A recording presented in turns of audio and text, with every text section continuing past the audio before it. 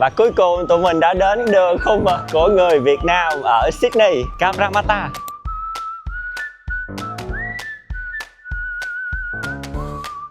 Viewer của mình ở đây nói là xuống đây thì phải ăn bánh mì heo quay. Trời ơi, đầy đặn cực kỳ luôn nha. Wow.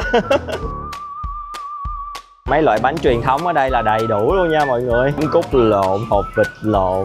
Mình mới vừa nghĩ trong đầu là ở đây mà có cái củ khoai này là coi như là đặc sắc luôn, xuất sắc luôn. Bước vô trong là không biết đang ở Sydney đâu nha. Mọi người có biết bao nhiêu ngày rồi tụi mình chưa ăn cơm không? Sẵn review trải nghiệm về con người ở Sydney.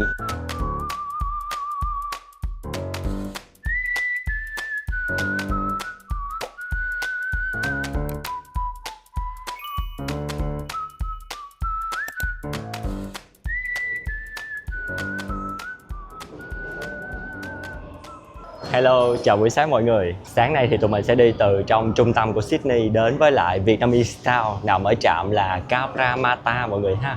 Mọi người có thể đi lai tàu số T2 để ra ngoài đó. Nó sẽ mất khoảng đâu đó 1 tiếng 15 phút.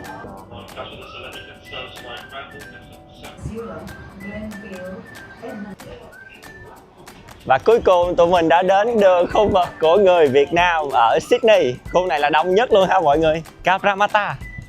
Ở trên cái bảng này dòng chữ trên cùng luôn có 4 chữ uống nước nhớ nguồn bằng tiếng Việt, rất là dễ thương.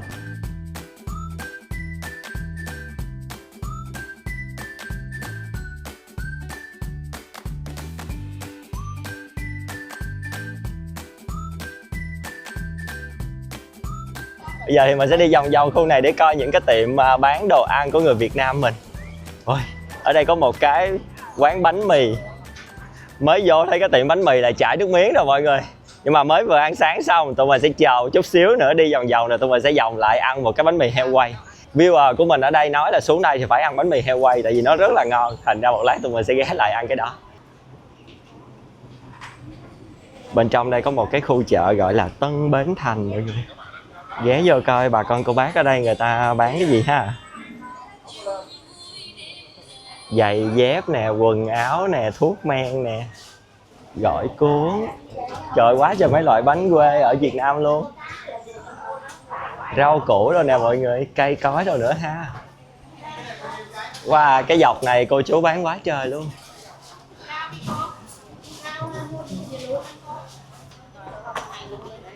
Ôi, cái này là 3 hộp 10 đồng nha mọi người. Có xôi bắp nè, bánh chuối ăn nước cốt dừa nè, cơm tấm luôn. Rồi cơm tấm đùi gà nè. Cái này là cái gì nè, tự nhiên quên tên. Bánh tằm bì. Quá trời luôn. Trời, có bánh bèo, xôi mặn. Wow. Bỏ hộp 10 luôn. Quầy tạp phố nè mọi người. 4 miếng phở khô. Rồi cà phê phố, Vina cà phê G7. Quá trời đồ Việt Nam ở trong đó luôn á. Mì gói đồ là có hết nha mọi người. Y chang ở mấy cái chợ truyền thống của Việt Nam mình luôn. Ở đây có tiệm vịt quay, heo quay, gà quay, xá xíu, lạp xưởng, cút quay luôn. Trứng cút lộn, hột vịt lộn. Hột vịt lộn cỡ 2.5 đồng cho một cái.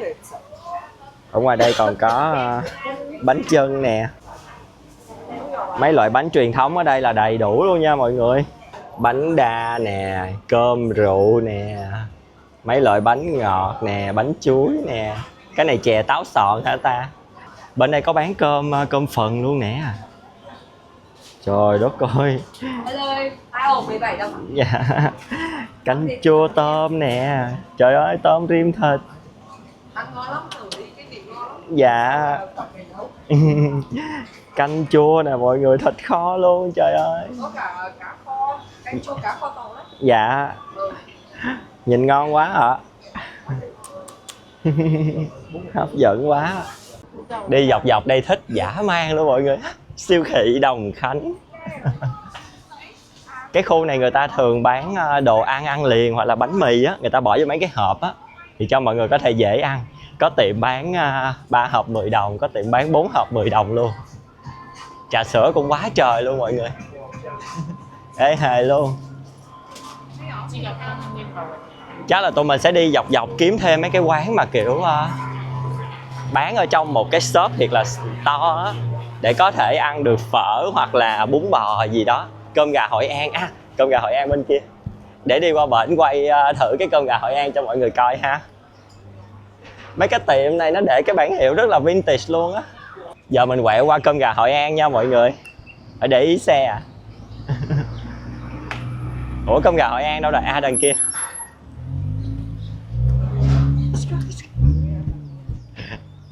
Cơm gà Bà Nga Hội An ha. Bên đây còn có bánh gói cao lầu chè khúc bạch. Cái quán quá trời là xịn luôn mọi người.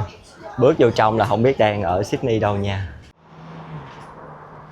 Nha Trang quán nè, bán bún bò, phở, chạo tôm, cơm tấm đặc biệt. Rồi nem nướng Nha Trang luôn nha. Có mực hấp hành gừng nữa nè. Cái tiệm mà thu hút mình nhất ở đây là cái tiệm này nè, Vũng Tàu. Cua nè mọi người, cỡ 4 mấy đồng 1 ký ha. Nhìn đã lắm mấy con cua nè. Ôi cột cái dây mỏng lét nha. Cua sống nha mọi người. Ôi con bên này nó bự. Tụi nó bò rỗn rẽn ở trong mấy cái phao shop này nè. Ôi nó dữ chưa. Đưa tới nó cái nó đưa lên kìa. Mạnh lắm luôn á. Đó, cua quá là cua. Con nào con đó cái càng khủng bố. Nè, con này nó dữ không mọi người. Mới lướt tới thôi, mới lướt tới bả thôi. Bà đưa cái càng lên liền. Bà bên đây cũng vậy nữa nè. Quá trời dữ rồi, ai làm như với bà đâu. Mấy con bên đây thì bị rụng càng cho nên là bán rẻ hơn chút xíu ha, cỡ 40 đồng. Còn bên đây thì là 43, 46, 49, 53 đồng 1 ký nha mọi người. Rồi mấy bà sung mãn dữ lắm nha. Đó, quá trời. Ngoài đây thì có bào ngư nha mọi người. Nè bào ngư để sẵn vậy ha, bán theo con, cỡ đâu đó 3 đồng rưỡi, 4 đồng một con. Và đặc biệt mình thấy ở đây có tép nha. Trời ơi mấy con tép đã quá. 20 đồng 1 ký. Tép này về kho với lại thịt ba chỉ rồi nấu canh rồi đó. Quá trời cá rồi. Wow. Nhiều loại ghê.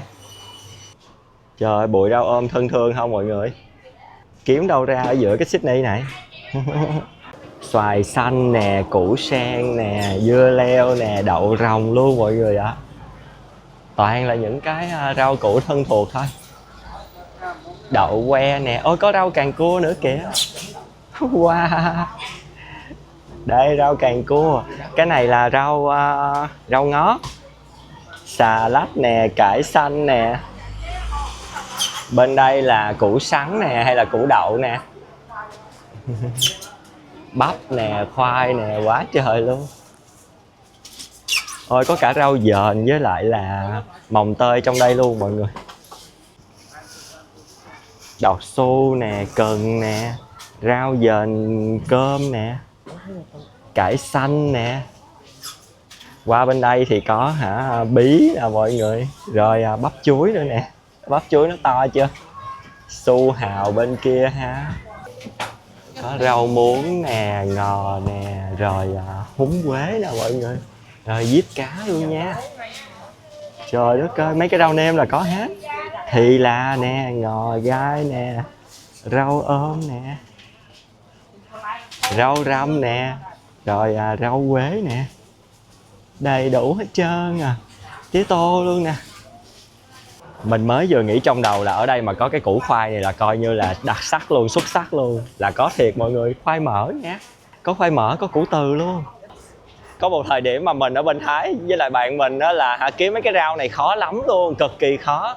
Rau càng cua người ta không có bán bó vậy đâu nha. Người ta hay trồng ven ven đường thôi. Rồi rau diếp cá cũng khó tìm. Ngót ở bên Thái thì dễ tìm. Cái khó tìm nhất ở bên Thái là khoai mỡ, mà bên này cũng có luôn. Bây giờ là khoảng 12 giờ 20 và tiệm bánh mì đang đỡ xếp hàng rồi nè. Hên quá là trời hôm nay cũng mát mát mọi người. Đứng dưới mái che ok nha. Nhiệt độ 2 ngày cuối tụi mình ở Sydney nó cứ cao cao kiểu gì á. Hôm nay là cỡ đâu đó 22, 23, 24 độ gì ha. Không dám mặc layer bữa nay nữa rồi. Quần cột áo thun đi ra đường thôi. Đây là cái hàng ở thời điểm hiện tại, để mình đếm có bao nhiêu người nha. Trên kia là cỡ 8 nè, 10, 12, 14, 16, 18, 20, 21 người.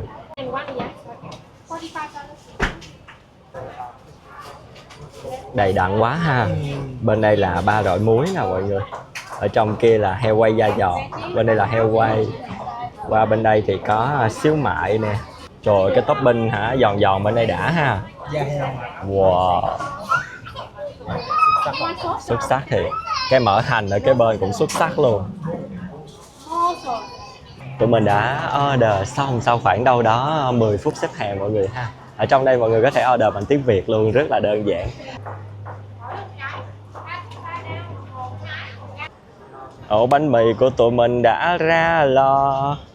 Rất là chắc tay luôn nha, cầm mà thấy nặng nặng tay luôn đó mọi người. Đây là ổ bánh mì 11 đô của tụi mình ở Cabramatta. Tụi mình đã nhờ cắt nửa ổ rồi, cho nên là bây giờ sẽ kéo nửa ổ ra. Đâu? Không, bây giờ cố gắng kéo nguyên một ổ ra, ẩn chứa bí mật bên trong.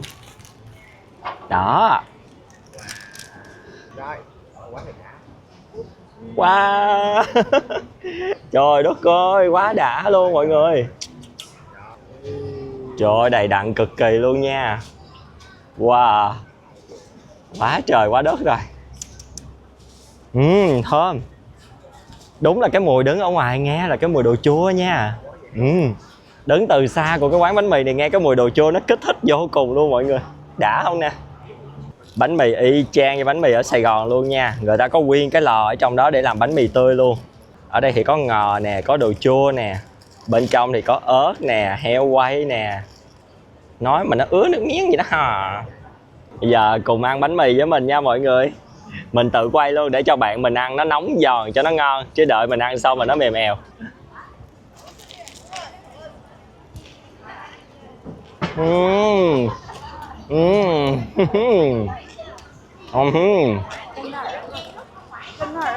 Cái da người ta làm nó rất là giòn. Bên cạnh đó người ta còn có một cái thố da giòn kế bên nữa để bỏ vào đây nữa mọi người. Trời ơi, nó crispy, nó giòn mà nó rất là đậm đà luôn nha.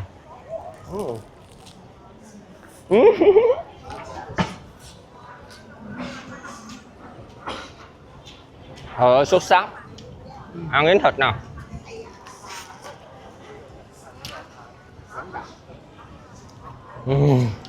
Trời ơi, nó xuất sắc như một ổ bánh mì Sài Gòn luôn á.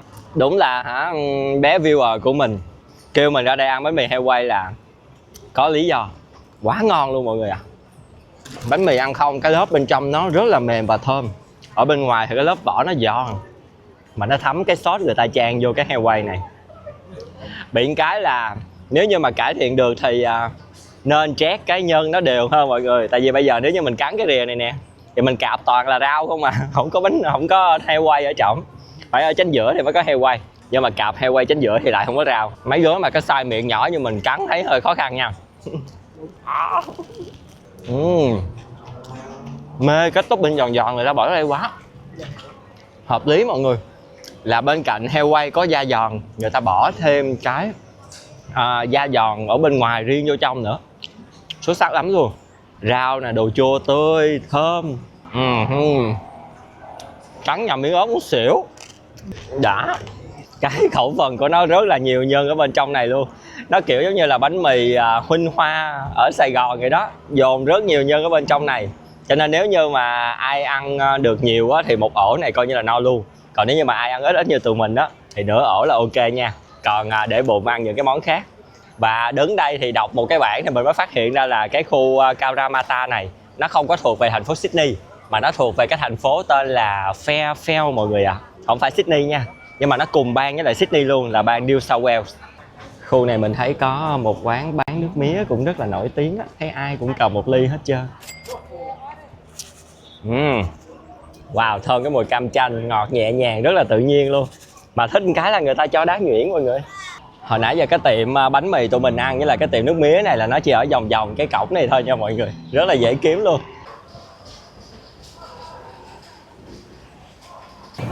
Tụi mình sẽ thử thêm một tô phở ở Cabramatta tại tiệm tên là Phở 54. Không gian quán quá là dễ thương luôn mọi người. Nó gợi nhớ cho mình mấy cái quán ăn ở quận 3. Cái kiểu rất giống luôn nha, cái vibe y chang luôn mọi người. Một tên là Nguyễn Dài, cảm ơn. Tới công chuyện chưa? Trời ơi, cái tô phở này thôi rồi luôn. Chết tôi trưa nay. Rau này y chang chưa? Giá với lại rau quế ha. Sa tế nè. Ở bên đây là ớt. Có cái điều duy nhất khác là cái này. Ở bên đây người ta xài lemon, chanh vàng ha, chứ không phải là lem chanh xanh giống như ở bên mình. Mấy chị dễ thương lắm luôn á. Cho tụi mình một cái tô để tụi mình có thể share luôn. Trời ơi, xỉu ngon quá. Xỉu không à? Cái nước súp không là thấy rất ngon. Rồi, xuất sắc quá đã. Sau mấy ngày trời ăn đồ Tây thì nay tôi ăn đồ Việt. Phở theo kiểu Sài Gòn nha, cho nên là một ít tương đỏ, tương đen. Rồi, trộn đều vô.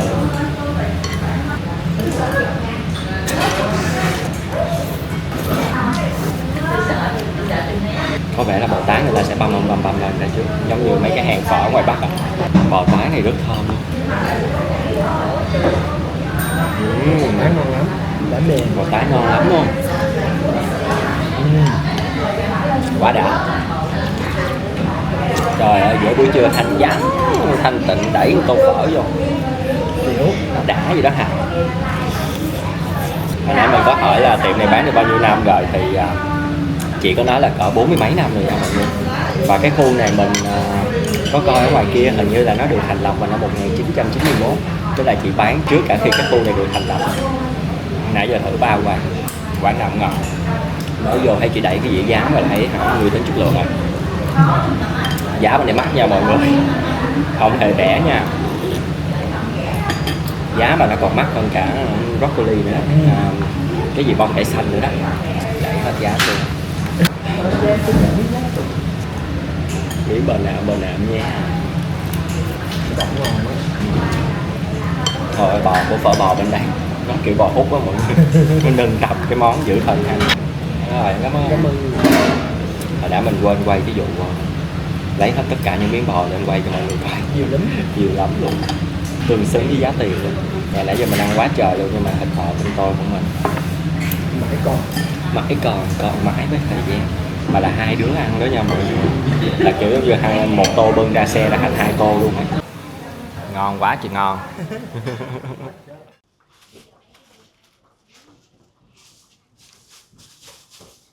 Bây giờ thì tụi mình đang ở trong một cái cửa hàng tạp hóa bán đồ châu Á nha mọi người. Bên dãy bên đây là tất cả các loại trà, cà phê của các quốc gia Đông Nam Á đều có hết. Và ở đây thì mình thấy có một cái loại Bundaberg mà trước giờ mình chưa thấy. Cái này thường là thấy cái loại màu vàng vàng á, hình 3 cái thùng bia hay gì đó. Cái loại đó thì thấy nhiều. Còn loại này thì chưa thấy bao giờ. Sparkling vị ổi 3,2 đồng. Có bánh bía luôn nè mọi người. Qua tới đây thì thành 11,5 đồng cho một túi đó ha. Mắm tôm đặc biệt 5 đồng cho một cái chai này nha. Ủa sao cái mắm tôm này chưa bao giờ thấy ở Việt Nam vậy ta? Còn đây là một hũ mắm cá linh xay sẵn 6,3 đồng mọi người. Mắm cá sặc, có con cá sặc trong đây luôn nha mọi người. Đó, nguyên con 9,9 đồng. Cái này mắm gì đây mọi người? Nhìn đã không? Giống cá hồi ha, nhưng không phải, mắm cá lóc nha. Giá là 16,5 đồng. Mắm tôm Bắc, giá cũng rất là ok luôn, 6 đồng mấy, 5 đồng thôi mọi người. Cái vị này của cái hiệu này ngon mọi người. Và bây giờ mới nhìn thấy ở trên cái brand này nó để là của Australia luôn đó mọi người. Hàng chi bên đây nó quá trời vị. Mọi người có qua đây kiếm thử mấy cái chai này uống nha, nhiều vị lắm. Như vậy là xong, tụi mình đã tham quan toàn bộ cái khu vực Vietnam Town ở đây. Nói tham quan toàn bộ cũng chưa đúng, mà tụi mình đã đi được mấy dãy phố mà tập trung nhiều nhất những cái hàng quán bán đồ ăn, thức uống. Đồ ăn ngon lắm mọi người, đồ uống cũng ok luôn. Các bạn mà có đi Sydney thì nhớ kết hợp đi xuống thành phố Fairfield để ghé khu Cabramatta Vietnam Town ha. Bây giờ thì chào tạm biệt cái cổng. Tụi mình đi về Sydney đây.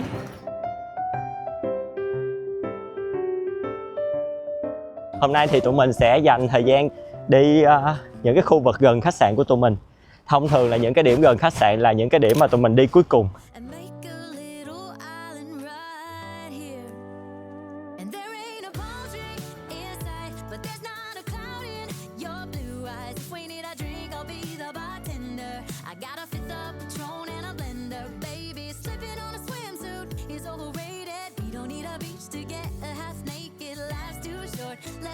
wasted, 'cause paradise is wherever we make it.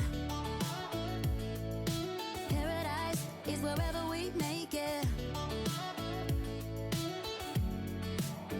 Till the sun's up Monday, we'll tell our phones, do not disturb. I got my straw hat, babe. And you can finally pull the tags on your Tommy Bahama shirt. Blue crush up on the 85-inch sound machine. When we wanna hear the ocean, I think everything we need is right here. And there ain't a palm tree in sight, but there's not a cloud in your blue eyes. If we need a drink, I'll be the bartender. I got a fifth of Patron and a blender. Baby, slipping on a swimsuit is overrated. We don't need a beach to get a half naked. Life's too short, let's not waste it, 'cause paradise is wherever we make it. Paradise is wherever we make it. Oh, this view.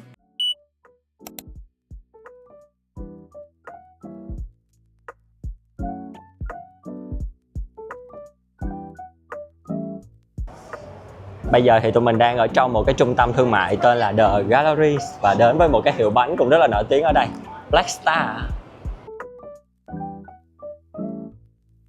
Cái bánh ngày hôm nay mình mua là hương vị dâu với lại dưa hấu ha mọi người, giá là 13 đồng. Ở trên cái miếng khăn giấy này nó có một cái lời nhắn nhủ rất là dễ thương ha. Mấy đứa bạn thân thì giống như là ngôi sao vậy đó. Nhiều khi không có thấy tụi nó nhưng mà biết là tụi nó ở đó nha mọi người. Mình chờ cái bánh này bữa giờ luôn, có đi ngang đi qua lại cái khu vực này hoài mà quên đó mọi người. Ui, coi nè, 2, 3, ta-da. Ơi, cái bánh 200 mấy đây ha mọi người.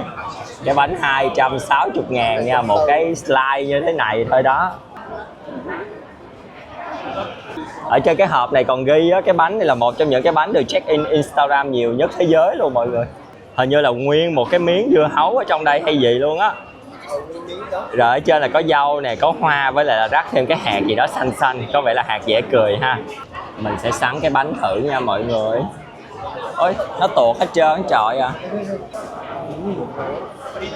Nó sắn xuyên con miếng dưa hấu nè. Wow. Đây. Đắt sắc đào miếng luôn nè. Thử nha.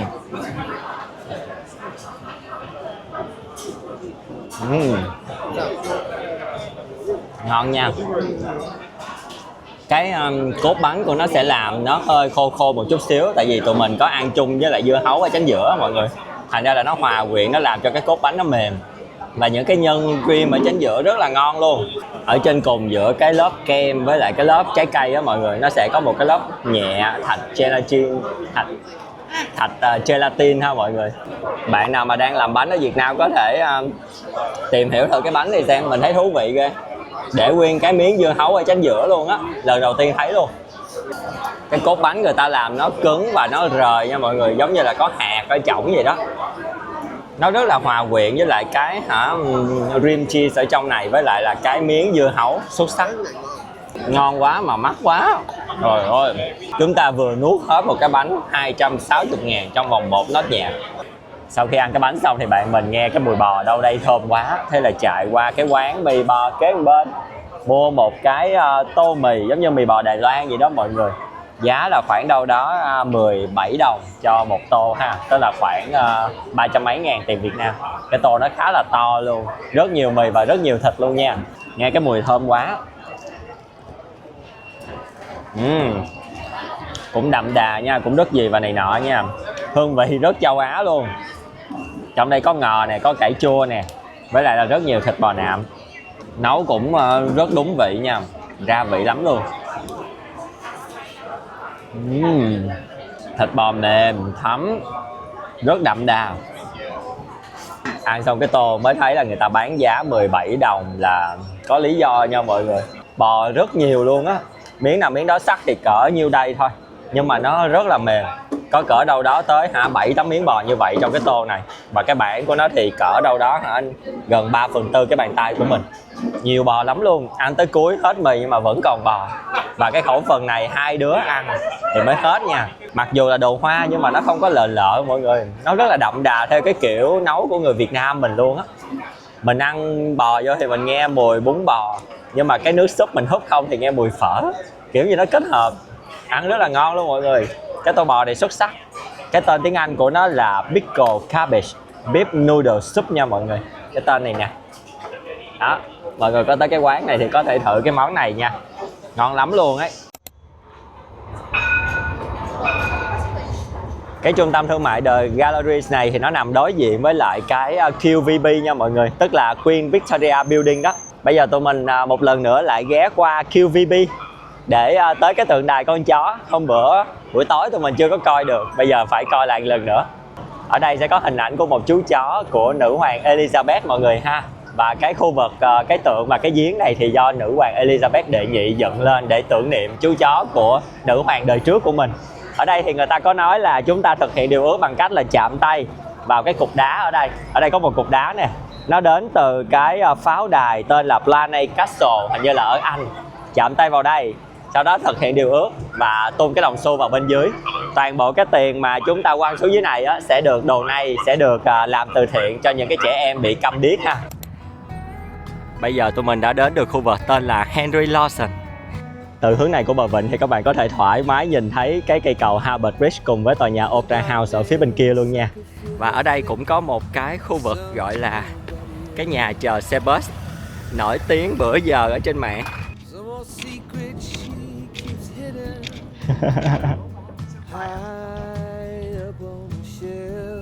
Để có được cái khung này thì mọi người nhớ ngồi sát xuống mặt đường nha mọi người.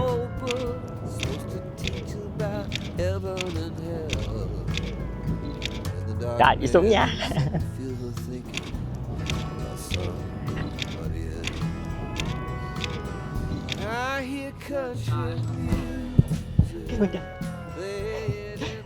Để đi qua đây thì mọi người có thể đi các cái trạm tàu ở phía bên kia sông qua cái trạm tàu tên là North Sydney Station. Sau đó mọi người có thể đi bus hoặc là đi bộ xuống đây cũng gần ha. Nếu mọi người muốn đi phà thì cái trạm phà gần nhất mà mọi người có thể ghé đến chính là cái trạm tên là McMahon Point ha mọi người. Nó nằm ở ngay đây luôn nè. Xuống một cái đi thẳng vô là gặp được cái chỗ trạm xe bus lúc nãy.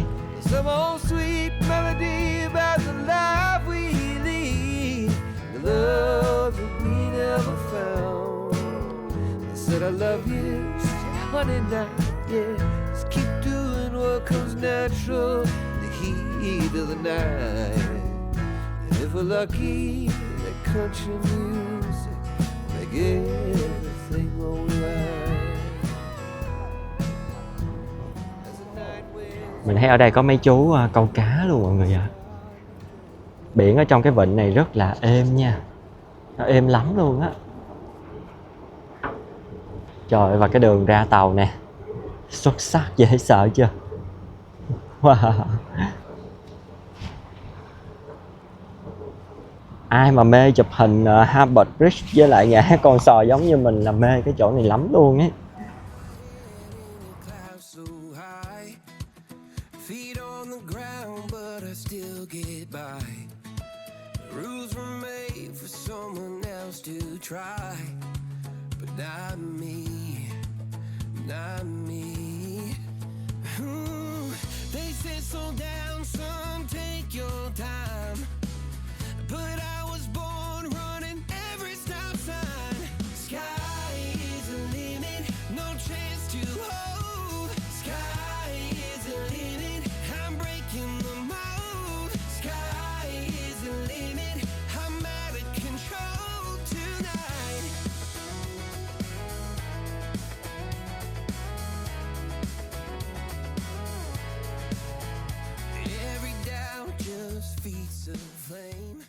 Tụi mình đang ở Central Station để chuẩn bị đi Melbourne.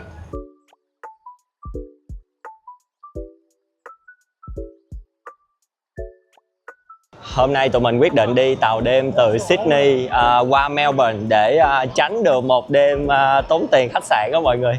Chuyến tàu này sẽ khởi hành vào lúc 8:42 và tới Melbourne vào sáng mai vào lúc 7:30, tức là chạy khoảng đâu đó 11 tiếng đồng hồ ha. Tụi mình đã vừa đi đến platform 1 để tìm đến cái khu vực phòng này để gửi hành lý nha mọi người. Mọi người nếu như mà muốn gửi hành lý á, thì phải đến trước cái chuyến của mọi người ít nhất là 30 phút thì mới có thể gửi hành lý vô trong đây được. Còn nếu như mà tới trễ hơn thì mọi người có thể kéo hành lý lên toa luôn. Khi mọi người gửi vô trỏng á, thì người ta sẽ cân ký xem có đúng số ký người ta quy định hay không. Nhớ là hành lý ký gửi cái vali của mọi người á, dưới 20 kg nha. Sau đó thì người ta sẽ gắn cái tag tên của mọi người lên trên cái hành lý đó. Và người ta sẽ phát cho mọi người một cái tem nhỏ để mọi người giữ. Sáng mai khi mà tới Melbourne á, thì người ta sẽ đẩy cái hành lý mọi người xuống cái platform.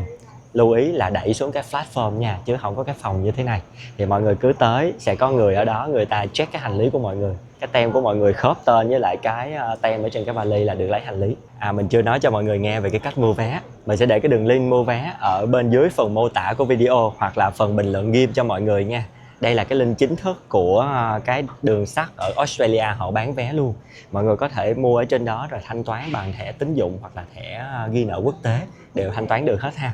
Mấy đợt trước mình thấy mọi người đi từ Sydney xuống Melbourne giá vé khoảng đâu đó 84 đô thôi mọi người. Nhưng mà mình mua kỳ này là 113 đô cho một người nha. Hàng ghế economy luôn chứ không phải là first class hay gì hết ha. Mình mua cách đây khoảng đâu đó chắc 2 tuần. Mọi người có thể lên coi mua đặt sớm hơn cũng được nha. Cái ghế economy với lại cái ghế business hình như nó không khác gì nhau hết mọi người. Lúc mà mọi người mua vé thì nhớ điền đúng cái địa chỉ email của mọi người vô. Ở trong cái khung thông tin thì nó sẽ còn hỏi cái số điện thoại của mọi người ở Úc nữa cơ. Mọi người có thể bỏ qua cái mục đó cũng được, nó không có yêu cầu ha. Và cái thông tin quan trọng nhất là cái địa chỉ email, nhớ điền đúng để người ta có thể gửi cái vé về cho mọi người ha. Sau khi gửi cái vé về rồi thì mọi người cứ download cái file PDF đó về bỏ ở trong máy. Lúc mà check in ở trong này thì cô sẽ scan cái mã QR code và lấy thông tin ở trên cái vé. Và đây là đồ ăn tối nay của tụi mình. Hồi nãy trước khi ra trạm tàu tụi mình đã ghé cô Lé hay là cô gì đó để mua một cái hộp gọi là cái gì ta, salad hải sản ha mọi người. Trong đây có tôm này, có thanh cua này, sốt mayonnaise với lại các loại rau củ. Còn cái này là 4 cái cuộn kim bắp giảm giá cuối ngày, giá chỉ có 12 đô cho 4 cuộn mập ú như thế này mọi người ha. Bao gồm 2 cuộn có tôm chiên và 2 cuộn có bơ với lại cá hồi. Lúc mua thì người ta có cho tụi mình luôn đũa nè, với lại là nước tương bỏ trong mấy con cá hay cưng không? Mọi người có biết bao nhiêu ngày rồi tụi mình chưa ăn cơm không? 6 ngày, 7 ngày gì đó chưa ăn cơm. Đây sẽ là những cái hạt cơm đầu tiên ở cái châu lục này vô bụng tụi mình. Tự nhiên nãy đi ngang chỗ này thấy giảm giá mọi người, 12 đồng thấy cũng ok so với giá cả thông thường ở Sydney. Hy vọng là xuống Melbourne giá sẽ ok hơn để mình review được nhiều đồ ăn hơn cho mọi người.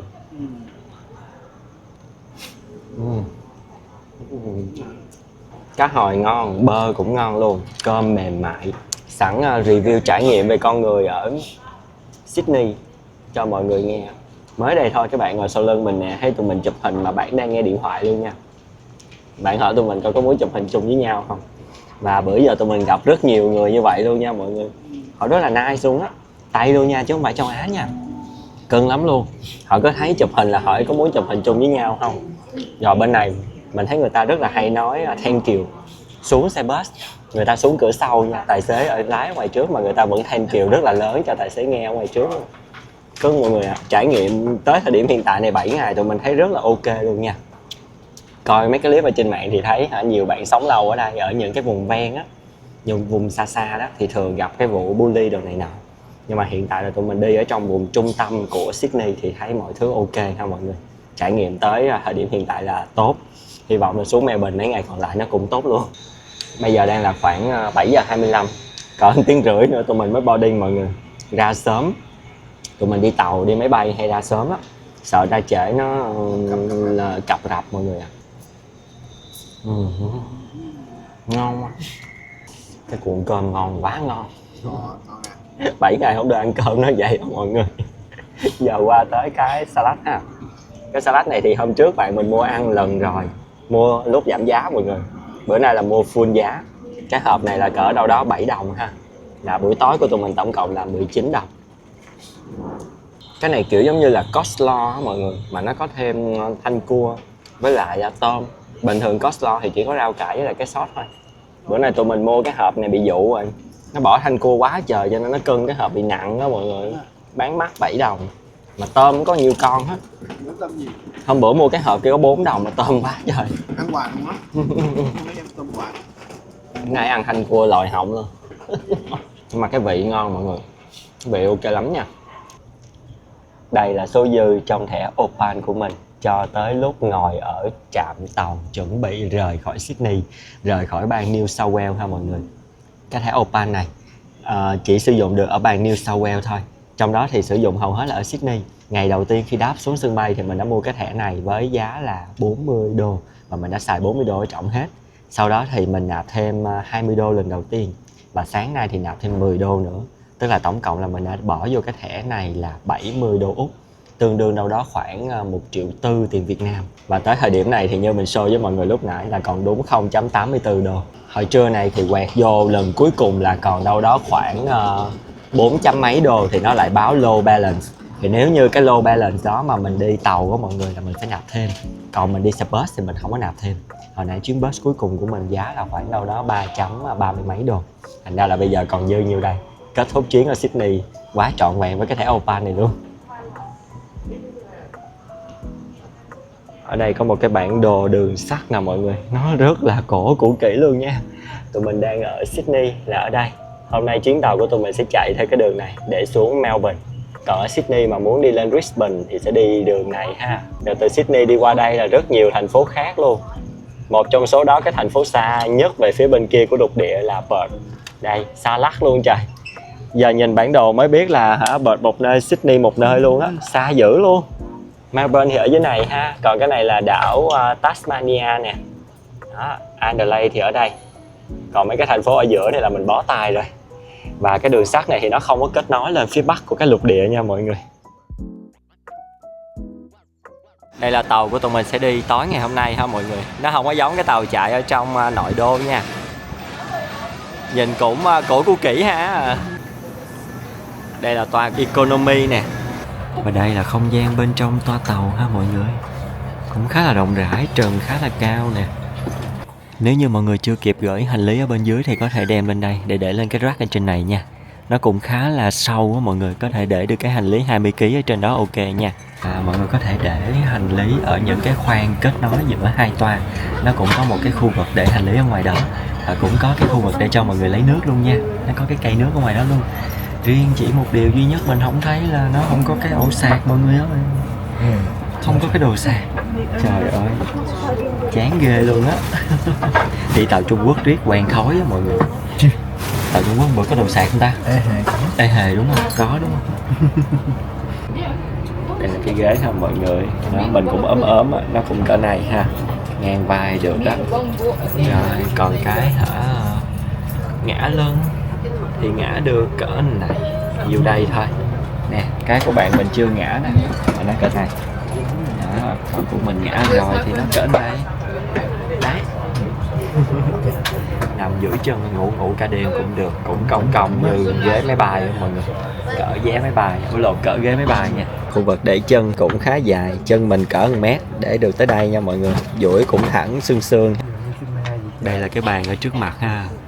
Nó kiểu như bằng thiết á mọi người, mỗi lần mở ra mở vô nó mắc cười lắm, nó có ké đó. có két mắc cười ghê.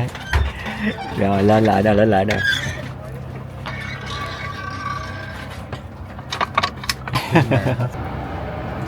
Để mình dẫn mọi người đi coi thử toilet ha.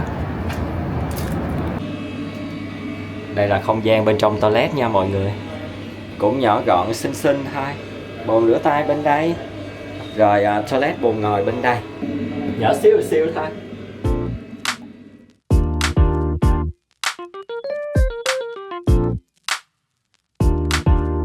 Cảm ơn các bạn đã chọn xem nội dung trên kênh của mình. Đừng quên nhấn like, share và subscribe trên kênh YouTube cũng như follow Instagram của mình để cập nhật nhanh nhất những hành trình du lịch sắp tới nha.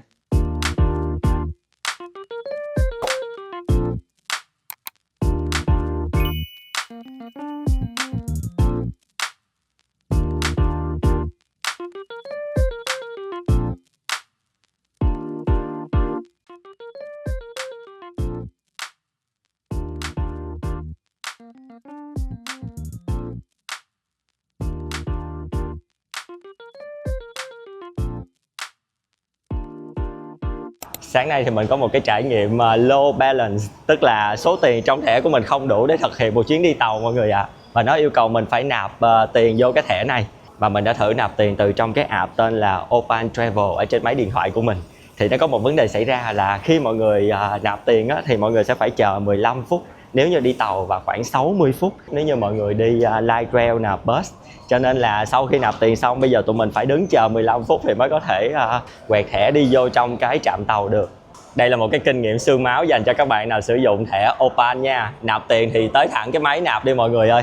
Nạp ở trên cái app này nó phiền quá trời phiền luôn, thật sự luôn á. Mình thấy cái việc tiện duy nhất của cái app đó là có thể quản lý được cái chi tiêu. Nó sẽ hiện từng cái giao dịch của mọi người sử dụng những cái phương tiện công cộng ngay lập tức ha. Còn nếu như mà mọi người sử dụng thẻ tín dụng hoặc là thẻ ghi nợ có thanh toán quốc tế á, thì cái giao dịch đầu tiên trong ngày mọi người phát sinh khi đi những cái phương tiện công cộng này, nó sẽ chỉ trừ $1 duy nhất trên cái thông báo thẻ của mọi người. Sau đó những cái chuyến tiếp theo thì nó sẽ không có hiển thị nữa. Và hình như là tới cuối ngày hoặc là qua ngày hôm sau thì nó mới hiện toàn bộ cái giao dịch. Thành ra là nó sẽ rất là khó cho mọi người để có thể quản lý được các cái số tiền bị trừ khi mà sử dụng phương tiện công cộng ha. Thành ra là nếu như mọi người có sử dụng thẻ thì nhớ chú ý quản lý chi tiêu của mình bằng cách tự note ra nha. Sáng nay thì tụi mình sẽ đi từ trong trung tâm của Sydney đến với lại Vietnamese Town, nằm ở trạm là Cabramatta mọi người ha. Mọi người có thể đi lai tàu số T2 để ra ngoài đó. Các cái chuyến tàu ở Sydney này khi mọi người xuống thì nhớ chú ý cái bảng nó chạy nha, để coi là cái hướng tàu của mình đi có đúng hay chưa. Khi mọi người xuống tàu á, dù nó báo với mọi người là cái tàu mọi người ở platform 1, nhưng mà mọi người vẫn phải nhìn lên cái bảng thông báo xem là cái chuyến tàu đang tới nó thuộc vào cái lai tàu nào thì mọi người hãy nhảy lên nha. Chứ không phải thấy tàu tới là nhảy lên nha mọi người. Hồi nãy lúc tụi mình xuống á, có một chuyến tàu nó đang tới nhưng mà không phải hướng của tụi mình đi.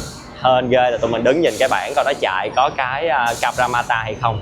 Nó chưa có, cho nên là tụi mình chờ nó đi thì cái bảng thông báo nó mới hiện chuyến tàu tiếp theo là chuyến tàu đúng hướng của tụi mình đi. Thành ra là bây giờ đang đứng chờ. Cái bảng lai tàu nó nằm ở trên đây nha mọi người. Nhớ nhìn nha, nhớ nhìn thật kỹ trước khi lên tàu nha mọi người. Nguy hiểm vô cùng luôn, leo lên tàu một cái đi hút một cái là vòng lại mệt mỏi luôn nha. Cái bảng này nó sẽ đổi liên tục nha mọi người. Ví dụ như chuyến tàu của mình đang tới nè thì nó sẽ hiện cái cung đường của chuyến tàu mình đi qua. Sau khi tàu mình chạy rồi thì nó sẽ hiện một cái thông tin khác. Thành ra là mọi người nhớ check cái này nha.